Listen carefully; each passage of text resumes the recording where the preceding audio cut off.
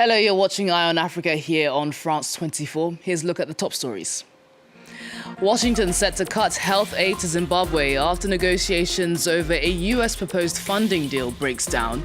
Harare citing concerns over sovereignty, fairness and data protection for the collapse. Meanwhile, Zimbabwe says it's suspending mineral exports with immediate effect following alleged malpractices and leakages. Senegalese Prime Minister Ousmane Sonko announces revamped legislation set to double the maximum penalty for same-sex relations to 10 years in prison. It comes after a wave of arrests, including 2 local celebrities and a well-known journalist under current anti-LGBTQ laws. On a rare visit to Kyiv, Ghana's foreign minister calls for the release of 2 Ghanaian prisoners of war captured while fighting for Russia in Ukraine. The 4-year-long conflict has drawn in foreign fighters and mercenaries from around the world, including several African countries.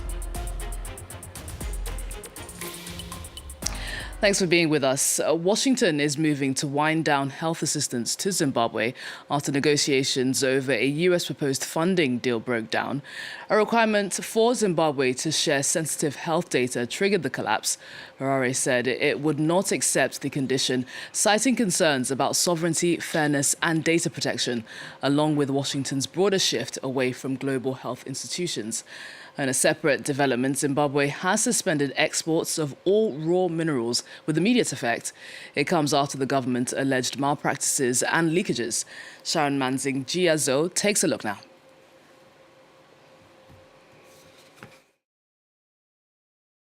President Emmerson Mnangagwa refused a health agreement with the United States that Zimbabwe branded as an unequal exchange because it had too many conditions attached to it.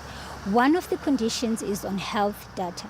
The plan wanted Harare to share its epidemiological information from citizens over an extended period of time with no guarantee of corresponding medical innovations such as treatment, diagnostics, vaccines as a result of the shared data.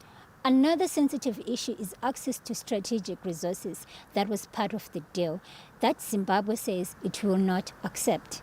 The government hasn't specified which strategic resources, but the move falls within the ban of all raw minerals and lithium concentrate that Harare imposed on Wednesday. As a consequence of the health deal suspension, the U.S. Embassy in Harare said that it is suspending the health support to Zimbabwe, which consists of $1.29 billion since 2006. 16 African countries have signed the health agreement with the United States. Kenya has temporarily suspended its agreement due to privacy concerns. We're heading to Senegal now, where Prime Minister Ousmane Sonko has unveiled legislation that could dramatically toughen penalties for same-sex relations. If passed, the maximum prison sentence would double to 10 years, up from the current 1 to 5. Well, the move comes amid a wave of homophobia and arrests, including 2 local celebrities and a prominent journalist under existing anti-LGBT laws. And this bill goes even further, not only targeting individuals, but also organizations accused of encouraging homosexuality. Senegal's government is pushing for harsher punishments for same-sex relations. The Prime Minister, Ousmane Sonko, unveiled the legislation during a question period in the National Assembly. Currently punishable by 1 to 5 years in prison, the plans would double the maximum penalty. Anyone who commits an unnatural act will be punished with 5 to 10 years in prison. If the act is committed with a minor, the maximum sentence will be imposed. The bill also provides for prison sentences of 3 to 7 years, as well as a loss of civil rights for any person who advocates homosexuality. Its presentation comes at a time when anti-LGBT arrests are on the rise in the country. Earlier in February, 12 men were arrested following a tip-off.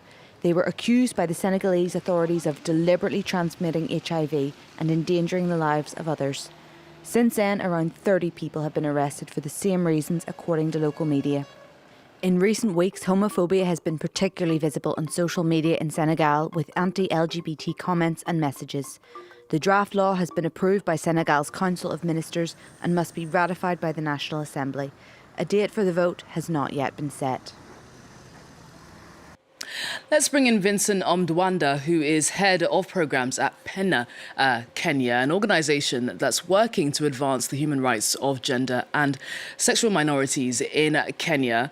Vincent, thanks so much for being with us on the program. It's great to have you. Senegal has anti-LGBT laws. Why do you think the government has moved to toughen legislation now?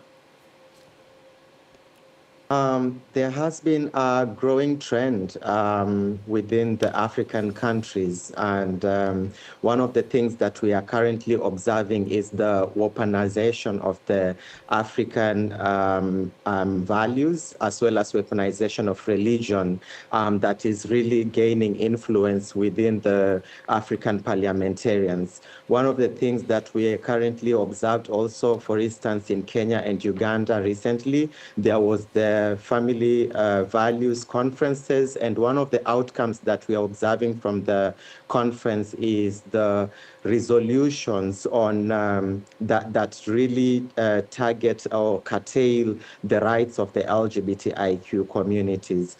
Another aspect that we are currently observing is the developments in the Western countries. And one of the developments is the banning of the diversity, equality, and inclusion interventions. Lastly, we've also been able to document heavy resource financing on the anti-LGBTIQ, or rather anti-rights movements. And these resources are actually now being used to target or influence African states, including state agencies like the parliament and the judiciary. Well, supporters say LGBTQ rights are a Western import. That's very much the view in Senegal, and it's also the view in many African countries where LGBTQ rights are being stifled. How much is there genuine backing for laws like the ones that could be unveiled, that could come into force in Senegal? And are politicians really just using this issue to just score easy political points? Yeah, so when you look at the level of support that these kind of laws are getting, there is significant support from the general public within African countries. And the reason why we are seeing this kind of support is because our politicians are targeting ideologies or issues touching on religion, issues touching on culture, and also identity. And these are issues that deeply resonate with the majority of the African public in various countries that we are currently observing.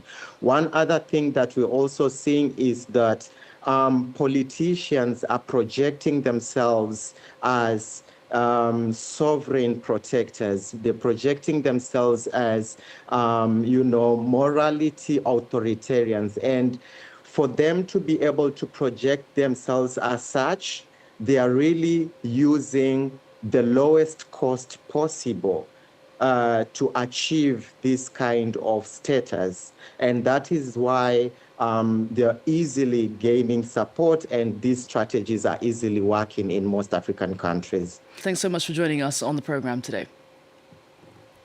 Thank you so much for having me.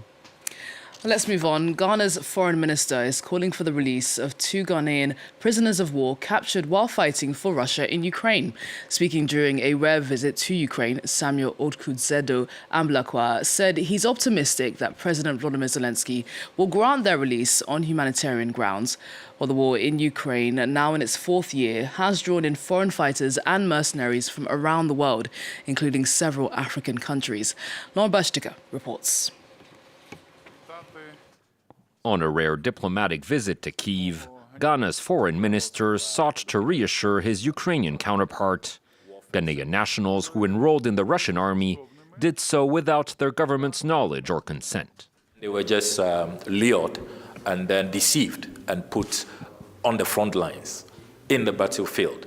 And it is important to emphasize that their actions, regrettable, unfortunate, they should be seen as victims. They are not engage in any sanctioned activity.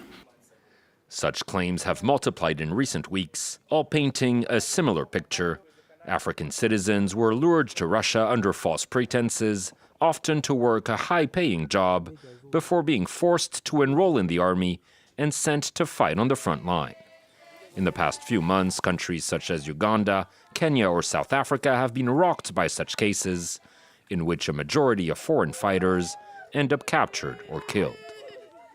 And while Ukraine acknowledged these mercenaries were usually manipulated by Moscow, it urged Ghana and others to introduce concrete measures to counter Russia's abusive recruitment tactics. Russia is trying to drag citizens and residents of Africa into a spiral of death and war. According to our data, more than 1,780 citizens from the African continent are currently fighting alongside the Russian army. After hailing Ukraine's humane handling of prisoners of war, Ghana's foreign minister called on President Zelensky to show compassion and release 2 Ghanaian nationals recently captured on the front line. Well, 11 South African men who had been fighting on the front lines in Ukraine have now returned home. They were allegedly lured into joining Russian forces and later found themselves trapped in the heart of the fighting in Ukraine's Donbas region.